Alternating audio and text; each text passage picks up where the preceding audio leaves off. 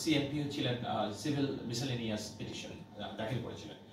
তার পরবর্তীতে আমরা দেখি যে আসলে এটা যেটা হয়েছে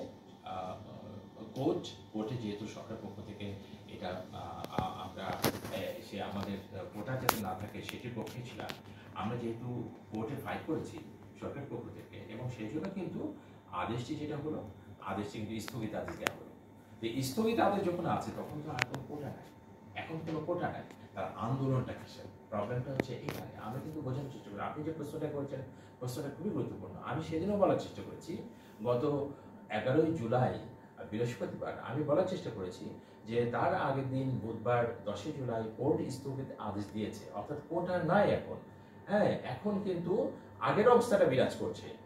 এখন একটা পক্ষ গেছে, আপনারা যান, গেলেই কিন্তু প্রবলেমটা সলভ হয়ে যাবে, কারণ সরকার আপনাদের পক্ষে।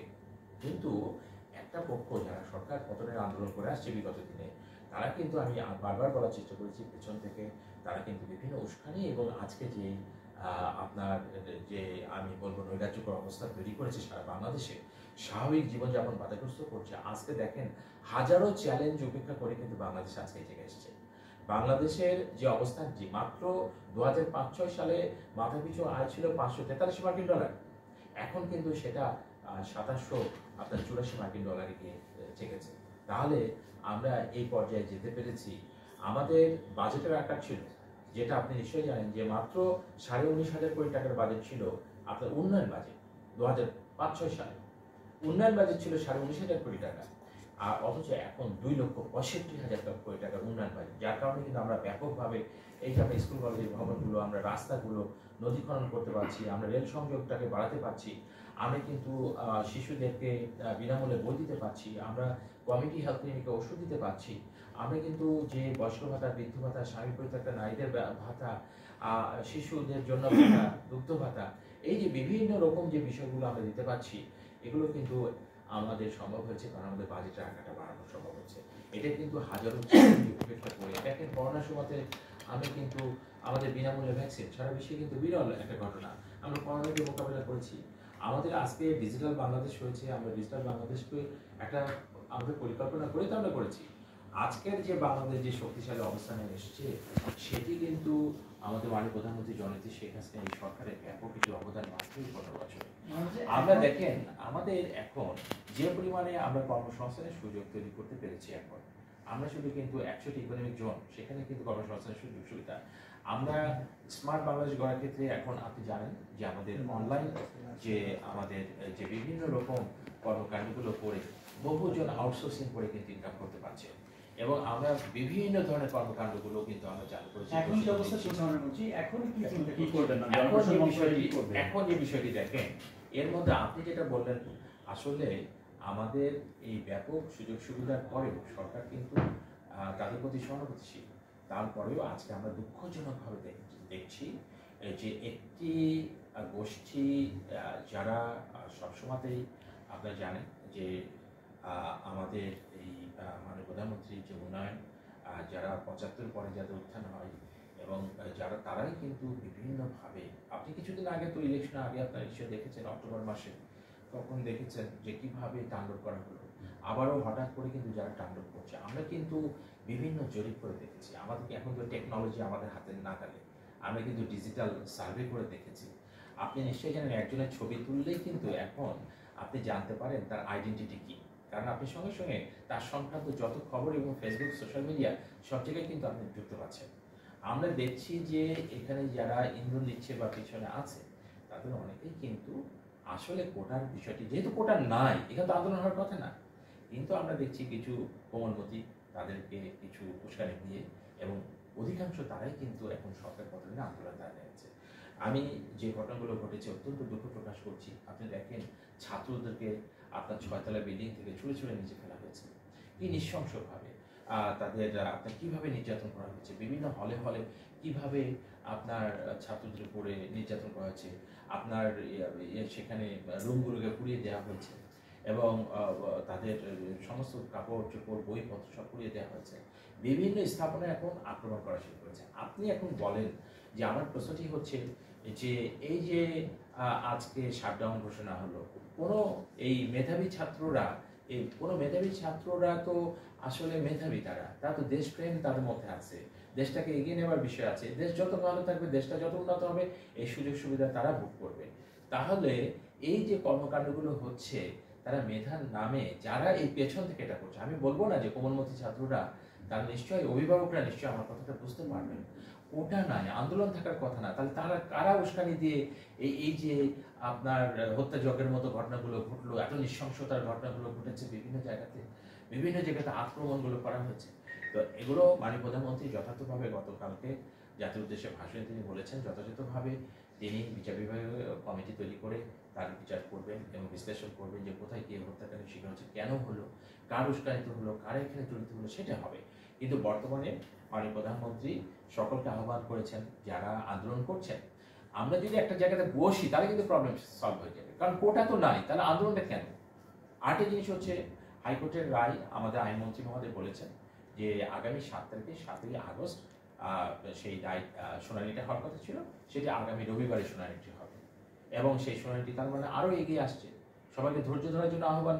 ইতিমধ্যে আমরা জানিয়েছি, বারবার বলছি যে কোর্টে একটা জিনিস যখন থাকে তখন কোর্ট থেকে সমাধান করে নিয়ে এসে তারপরে তারা আবেদন করবে আগামী রবিবার, রবিবারে আবেদন করে আগানোর জন্য, এবং আমরা যত সম্ভব সরকারের পক্ষ থেকে সব চেষ্টা করছি। আমরা কিন্তু প্রথম থেকেই এই কোমলমতি আমাদের শিক্ষার্থীরা, আমাদের সন্তান, তাদেরকে কিন্তু আমরা বলে আসছি যে বাবা, এটা তো স্থগিত আদেশ হয়ে গেছে, অর্থাৎ আগে যা ছিল তাই অবস্থায় আছে, এবং এখানে আন্দোলন কোনো প্রয়োজন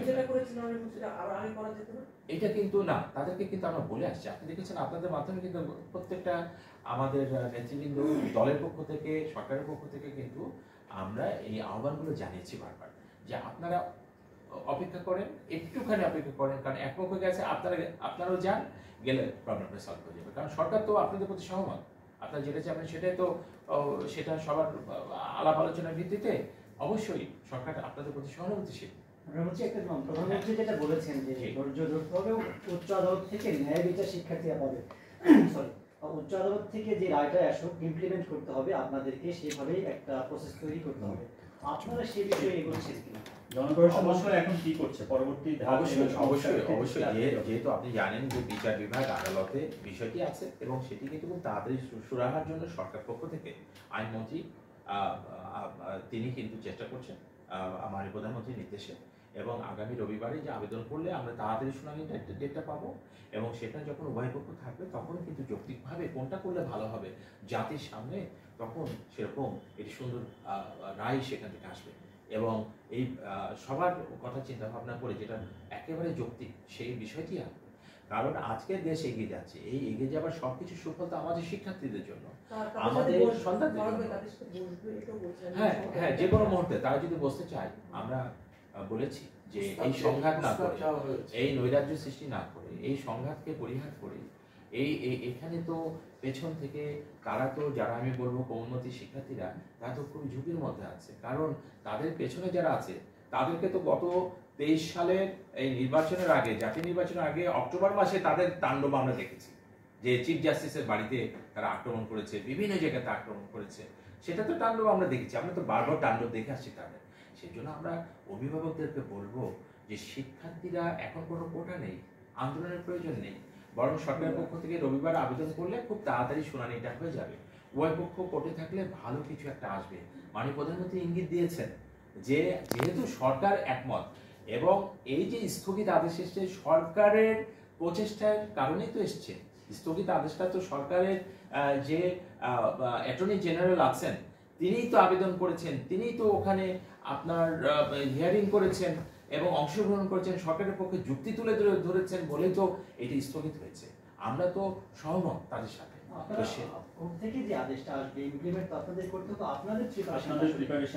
অবশ্যই আমরা বিষয়টা হচ্ছে, আপনি জানেন যে নির্বাহী বিভাগকে, বিচার বিভাগের যে নির্দেশনা, কোর্টের উচ্চ আদালতের নির্দেশনাগুলো বাস্তবায়ন করতে হয়। আমরা তো সরকারের পক্ষ থেকে তো আমরা আশা করছি যে একটা সুন্দর সমাধান এখানে হয়ে যাবে। আমরা তো এটা গত আপনার বুধবারই যখন রায়টি স্থগিত আদেশ আসলো, তারপরে তো কিন্তু আমি নিজেই বলেছি যে সুন্দর একটা সমাধান হতে পারে, এখানে সমাধানের কোনো জটিলতা নাই। তো সেই বিষয়টি আমি মনে করি যে এখন কোনো কোটা নাই অথবা আন্দোলনের কোনো প্রয়োজন নাই। অভিভাবকরা তাদের সন্তানরা কিন্তু তাদের জন্য, এই দেশের জন্য, তার পরিবারের জন্য সম্পদ, অতএব আমাদের সন্তানকে বোঝাতে হবে তারা কোমলমতি, তারা অল্প বয়স্ক, তাদেরকে কেউ যেন ব্যবহার না করে। এবং আমরা দেখতে পাচ্ছি যে এর ভিতরে অনেক কিছু ঢুকে গেছে এবং এখানে এখন কিন্তু আপনার কোঠার মধ্যে নাই। তাদের কথা হচ্ছে সরকার বিরোধী, অনেকের কথা অনেক কিছু। এই যে আন্দোলনের মধ্যে আমরা অনেক ভাষণ শুনেছি, বক্তব্য শুনেছি, যদি বিশ্লেষণ করেন আপনারা টক শো দেখেছেন। আমি অভিভাবকদের জন্য বলছি যে বিষয়টি তো অন্যদিকে যাচ্ছে, যেহেতু কোনো কোঠা নাই এখন পর্যন্ত সরকারের, মানে আদালতে যেটা স্থগিতাদেশ এসছে এবং সরকারের সাথে সহমত, অতএব এখানে তো কোনো গন্ডগোল হবার বা এই রাস্তাঘাট বন্ধ করা বা এই যে এটা হচ্ছে, এটা প্রত্যেকটা পরিবারে, এই দেশের প্রত্যেকটা মানুষ তো ক্ষতিগ্রস্ত হবে। অর্থনৈতিকভাবে আমরা সারা বিশ্বে যে অর্থনৈতিক চ্যালেঞ্জের মধ্যে দিয়ে বাংলাদেশ যাচ্ছে। আপনি ছিলেন? না, আমি ওখানে ছিলাম না, আমি তাদের সাথে যোগাযোগ ছিল আমার। আপনার মন্ত্রণালয়ের প্রতি কি নির্দেশনা ছিল যাদের সাথে যোগাযোগ করেছেন? না, সেটা তো এখন আপনি নিশ্চয়ই জানেন, বিষয়টি উচ্চ আদালতে আইন মন্ত্রণালয়ের বিষয়, আর শিক্ষার্থীদের বিষয় শিক্ষামন্ত্রীর বিষয়, তো সেটি অবশ্যই আছে। হ্যাঁ, নির্বাহী বিভাগের আমরা জনপ্রশাসন মন্ত্রণালয়ের পক্ষ থেকে অবশ্যই আমাদের দায়িত্ব রয়েছে, তবে মূলত তারা এখানে দায়িত্ব পালন করছে। আমাদের দলের সাধারণ সম্পাদক সড়ক ও সেতু মন্ত্রী মহোদয়, তিনি মুখপাত্র হিসাবে যিনি প্রতিদিনই বক্তব্য দিচ্ছেন, তিনি সুন্দরভাবে বক্তব্য রেখেছেন, সরকারের কথাগুলো তুলে ধরেছেন। মাননীয় প্রধানমন্ত্রী গতকালকে জাতির উদ্দেশ্যে বক্তব্যে খুব সুন্দরভাবে তিনি আহ্বান জানিয়েছেন যে আসলে এই বিষয়টি আমাদের সবকে উপলব্ধি করতে হবে, দেশটা আমাদের সকলের।